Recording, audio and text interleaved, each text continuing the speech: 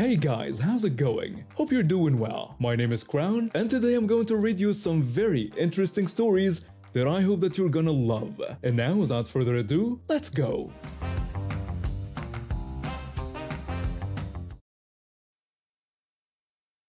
Despite having a stable job working with kids and perfect credit, finding a pet-friendly rental was impossible. After months of searching, I finally found an affordable place, but there was a catch. The landlord lived on the property. At first, I tried to be understanding. Maybe she was just particular about her property. But soon the real nightmare began. One morning, as I was trying to leave for work, she cornered me. Her pupils were pinpoints from all the painkillers she was on, as she demanded to talk about my boyfriend staying over. When I explained that he only visited occasionally and never stayed longer than a day or two, she insisted that wasn't what she'd seen and demanded I pay rent for him. This was our daily life. She'd corner me for hour-long conversations, usually high on painkillers, spouting nonsense about her life and making up rules about my guests. She even bragged about how she was scamming her employer with a fake disability claim. The breaking point came when I returned from a 2-week trip home. I'd been back for barely 48 hours when she had my boyfriend removed by the police. Then came the most ridiculous part. She slid a paper under my door demanding payment for my boyfriend's rent and utilities for the past 2 weeks. When I pointed out that I was out of town and nobody was even there, she threatened me with consequences if I didn't pay. And consequences there were, but not the ones she expected. When I stood my ground, she went nuclear. First came the creepy phone call. Someone called with a poorly disguised voice asking if this was the escort service. I recognized it as her immediately. Then she called my workplace pretending to be a potential landlord checking references. She tried to sabotage my job by telling my boss that I hosted wild parties. The harassment escalated. She stomped around my porch at night, called animal control, claiming my dog was vicious, and even sent the police to my workplace claiming she found drugs in my house. I had to explain to the officers that I worked with children and that this was just harassment because I wouldn't pay her fake bills. I got a restraining order against her, but here's where it gets good. Remember that disability fraud she bragged about?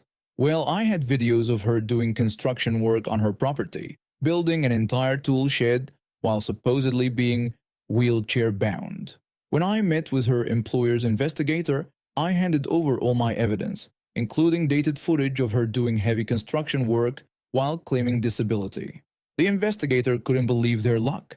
The case against her had been struggling until I showed up with concrete evidence. 3 months later, I got the call I'd been waiting for. She was found guilty of disability fraud. Not only did she lose her cushy teaching position, but she had to pay back years of fraudulent disability payments. She had to sell her precious property to cover the costs. Last I heard, she's renting now, probably learning what it's like to be on the other side of the landlord-tenant relationship. I hope her new landlord is everything she deserves. She never knew it was me who turned her in. With the restraining order in place, she couldn't even try to find out. Sometimes karma needs a little push, and I was happy to help. I started training in martial arts when I was pretty young, around 10 years old. My dad was an assistant instructor at our local martial arts school, and he'd been training me even before I officially joined the class. By the time I was 14, I'd been training for about 4 years, and our class had evolved from traditional martial arts into more of an MMA style. Everything was great until this really tall, skinny kid joined our class. He was probably around my age, but he towered over everyone else. At first, it wasn't a big deal, but within a week, he started showing his true colors. This kid began pushing around the smaller students, including me, cheating during warm-ups and talking trash to everyone. The instructors started noticing and gave him extra exercises as punishment, but that just showed everyone how lazy and disrespectful he really was. Then came the day everything changed. We were having class in the community hall because our instructor wanted to teach us some special rolling techniques using the stairs there. After class ended, this kid decided it would be hilarious to put on his training gloves and start punching people as hard as he could. I didn't want to get in trouble for fighting, so I tried to wait outside. but he saw me leaving and started chasing me. I ran around corners and tables, but when I got to this row of planters, I realized I couldn't outrun him. He wasn't going to stop, so I turned around, no gloves on, and threw the hardest punch I could right at his face. By some miracle, I hit him square in the nose. He went down immediately, blood everywhere. I just lost it and started yelling and crying, telling him how sick I was of him picking on me and my friends, and how tired I was of him being such a jerk to everyone. One of the instructors came running over and took us both to the main hall where my dad and the kid's mom were. As soon as his mom saw the blood, she went ballistic, screaming about who had hurt her baby and threatening to sue whoever was responsible. My dad pulled me aside to hear what happened. I explained how the kid had been going around punching everyone with his gloves on and how I tried to run away but he was too fast. I told him I didn't want to get beat up, so I hit him first. Meanwhile, the kid was telling his mom a different story. He claimed he was just playing tag with everyone, and that I had punched him simply because I didn't like him. My dad overheard this lie and stepped in. He asked the kid to confirm if that's what he really meant to say, and the kid nervously agreed. When the kid's mom demanded to know who my dad was, he introduced himself as my father and questioned why our stories were so different. The mom expressed her doubt about my version of events, which prompted my dad to do something amazing. He turned to the whole class and asked a series of questions. First, he asked everyone who got punched by the kid that day outside of practice to raise their hands. 5 people did. Then he asked how many had seen the kid bully me or anyone else. 9 people raised their hands. Finally, he asked how many were playing tag with the kid today. No one raised their hands. The kid's mom accused everyone of lying, but my dad calmly suggested she consider what a judge would think about such a conspiracy. He pointed out that she'd know more about her son's behavior if she ever stayed to watch class, and suggested she ask any instructor about it. When she dismissed this, saying she'd rather talk to other parents who stay for class, my dad invited her to pick any of the 4 parents present. She just stood there in silence. My dad then called me over and I ran to his side immediately. He gave me clear instructions about defending myself if the kid bullied me again, and told me to speak up if I saw him bullying others. He explained that doing nothing when people get bullied is the same as supporting it, and I agreed to his terms. Finally, my dad addressed the mom, warning her that she'd hear about it if her son continued bullying anyone in the class. The mom just told her son to keep pressure on his nose, saying they'd see what his father thought about this when they got home. They left after that. The kid showed up for 2 more classes. His mom actually stayed for one of them, before quitting completely. We'd see him around the neighborhood sometimes since he lived nearby, but he always avoided us like the plague. After working non-stop for 3 years at my tech company, I finally saved enough for a month-long working vacation. I needed somewhere quiet with good internet and found this beautiful beach house on Airbnb. The photos looked amazing and the reviews were decent, though now I realize they were probably fake. I booked it for 4 weeks, paying a premium rate of $4,000 since it was peak season. The host, let's call her Karen, seemed nice enough in our initial messages, but things got weird the moment I arrived. When I got there, she immediately started showing me around, making sure to emphasize that it was her beautiful home and that everything was designer and extremely expensive. I tried to reassure her that I'd be careful with everything, but she just warned me that she'd be checking in daily to make sure I was treating her property right. I thought she was joking. She wasn't. The next morning at 7 a.m., I got my first text. She was complaining about water spots I'd left on the kitchen counter after making coffee, demanding I wipe everything down immediately. Before I could respond, she sent 5 more messages about proper cleaning techniques. That afternoon, she showed up unannounced. She started berating me for not using coasters and complained about how I was folding throws on her couch.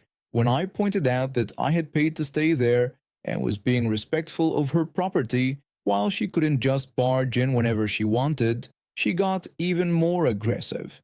She insisted it was her house and she had every right to check on it. Then she demanded I clean the windows because they were getting smudgy. I was working on an important project when she arrived, but she wouldn't leave until I cleaned the windows to her satisfaction. That's when I noticed the cameras. They were hidden in fake plants, behind books, even in the bathroom vent. The texts became constant. She would complain about everything. My typing being too loud, sitting too close to her antique lamp, not loading the dishwasher correctly, and even taking too long in the shower, specifically pointing out that my 12-minute shower was excessive. I documented everything, including photos of the hidden cameras. On day 5, things reached a breaking point when she tried to force me to prepare dinner for her and her friends. She tried to guilt-trip me, saying that since I was young and healthy, the least I could do was cook for them since I was staying in her beautiful home. When I refused and reminded her that I had paid to stay there and wasn't her personal chef, she got furious and stormed out mid-sentence. She came back an hour later in a rage. She ordered me to pack my things, saying I wasn't worthy of staying there and threatening to call the police if I didn't leave within 30 minutes. When I told her that was illegal since I had paid for 4 weeks, she just screamed that she didn't care and demanded I get out. I left that night, but not before gathering all my evidence. I contacted Airbnb immediately, filed a police report about the hidden cameras, especially in the bathroom, and got a lawyer. Turns out I wasn't her first victim. 5 other guests had similar experiences but were too intimidated to report her. The lawsuit was beautiful. Not only did I get my money back, but she was ordered to pay damages for privacy violations, illegal eviction, and harassment. Airbnb permanently banned her, and the local news picked up the story. Those camera recordings she kept, they became evidence against her. The judge was particularly interested in her admitting on camera that she deliberately created fake reviews. She ended up having to sell that precious house of hers to pay all the legal fees and damages to her previous guests who joined the lawsuit. Last I heard, she's now renting a small apartment and complaining on social media about how ungrateful guests ruined her life. Meanwhile, I'm enjoying my rescheduled vacation at a lovely resort where the only messages I get are asking if I'd like more towels. I've been friends with my college roommate for over 8 years now. We weren't super close at first, but we bonded over our shared love of classic literature and astronomy. That's actually what inspired my baby's name choice. I wanted to name my daughter after my favorite constellation, Cassiopeia. When I announced my pregnancy to our friend group, everyone was thrilled. My former roommate was especially excited since she had just found out she was pregnant too, about 2 months behind me. We were both having girls, and it felt like fate that we'd be going through this journey together. Everything was fine until I shared my chosen name during a casual dinner at my place. The moment I mentioned Cassiopeia, my friend's face changed. She got really quiet, then suddenly burst into tears. I asked her if she was okay and what was wrong. She responded by telling me that I couldn't use that name, repeating herself with increasing intensity. When I asked her what she meant, she revealed that she had been planning to name her own baby Cassiopeia, claiming it matched her aura perfectly.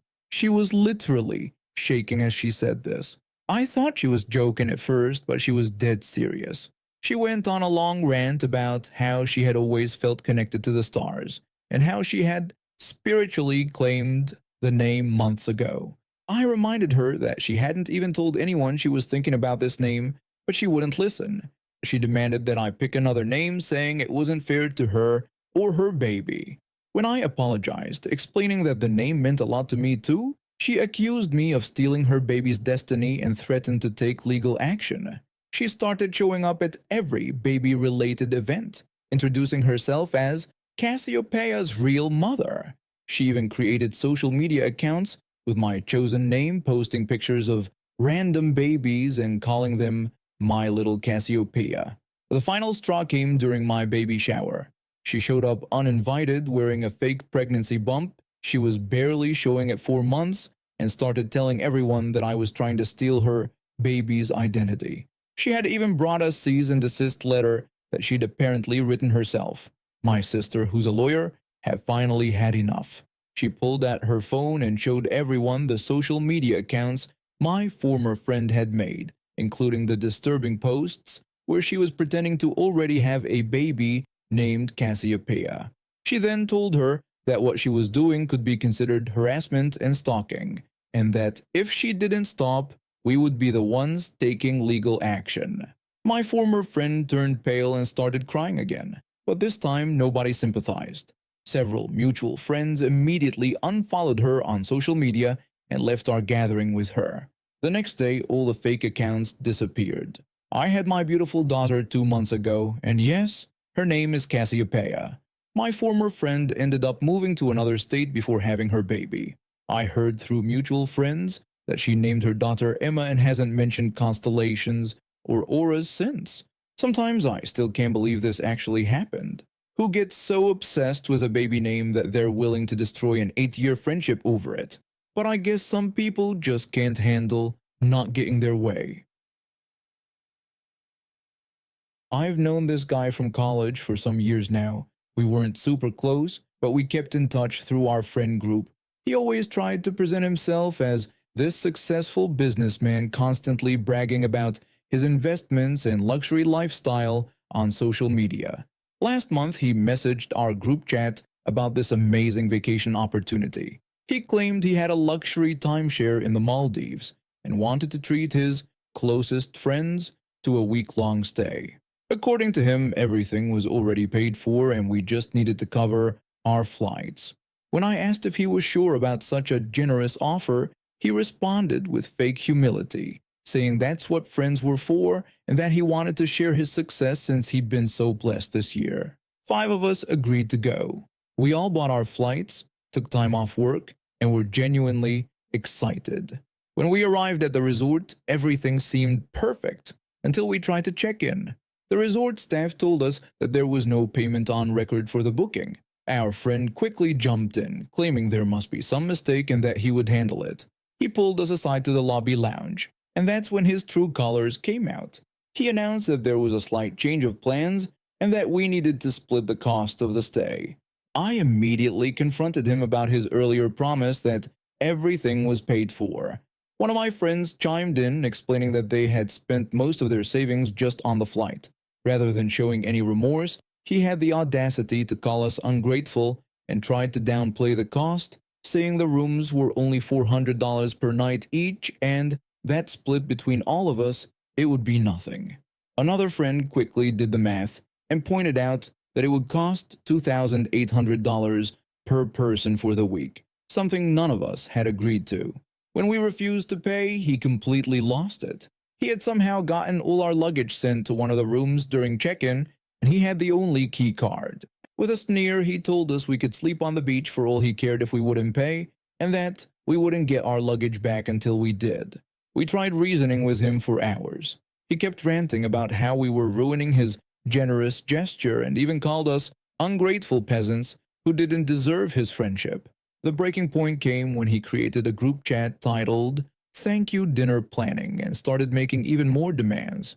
He told us he expected to be treated to a nice restaurant befitting his status and that we would all need to pitch in for his meal too.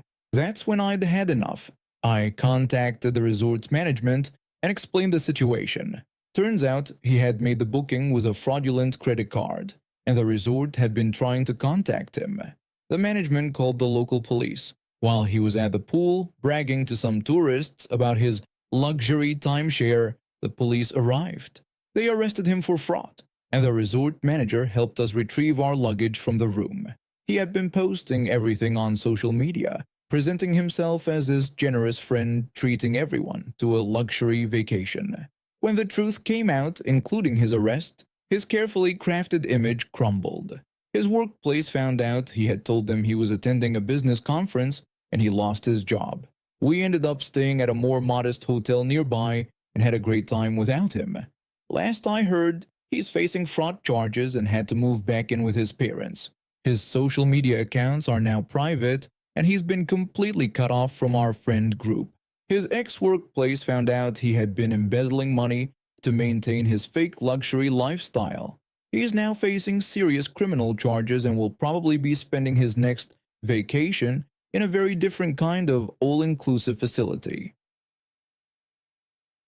And now we have reached the end of today's stories. Thank you for watching, and see you next time.